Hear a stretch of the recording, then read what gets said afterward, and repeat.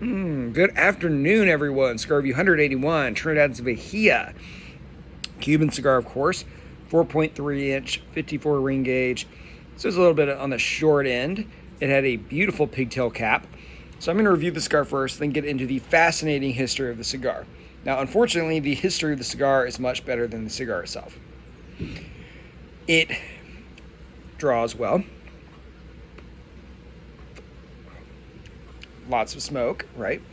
Burns perfectly evenly, but from a taste perspective, there's just nothing there. There's not.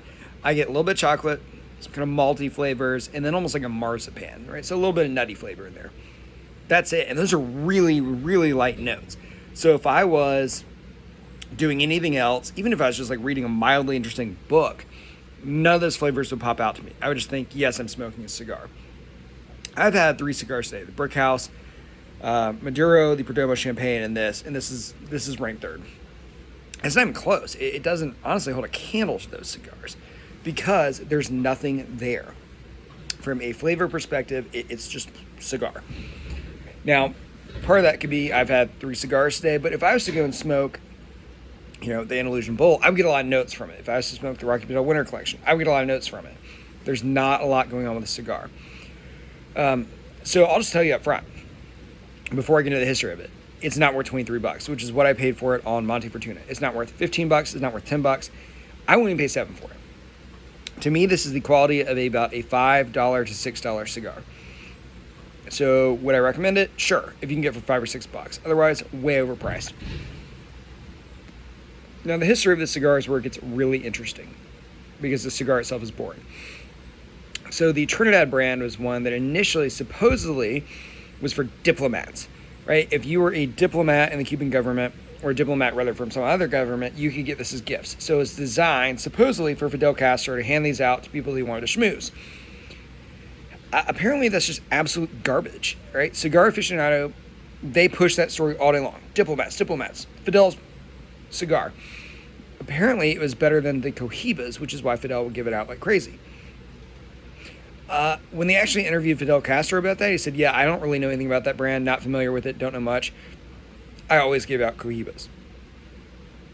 There we go. He just refuted the whole story, right? It's just apparently just completely made up.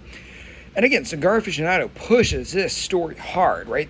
Every cigar article that they write about this references that story, which is why it's so surprising that apparently it's just false. What is true is that, yes, it was reserved for government people. Private people couldn't get it. You couldn't go out and buy it. Then in 1995, Cigar Aficionado has their dinner of the century party in Paris, France, and they give these out to people who apparently like them. Then 1998, they actually would go up for auction some places, and then finally they started actually being sold.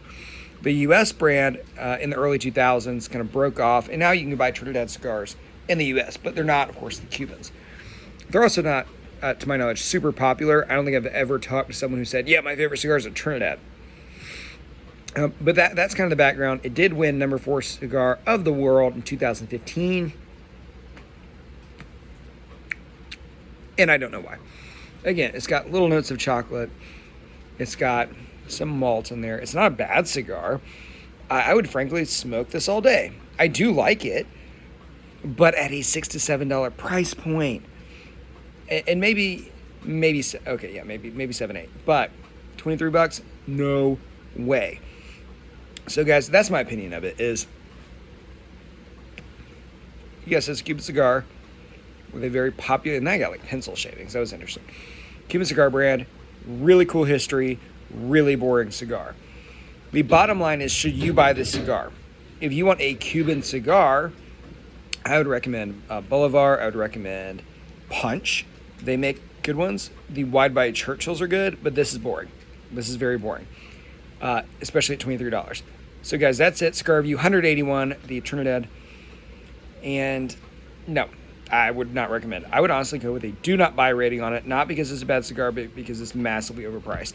If you've had the cigar, please let me know. Tell me if I'm wrong. I don't think I'm wrong.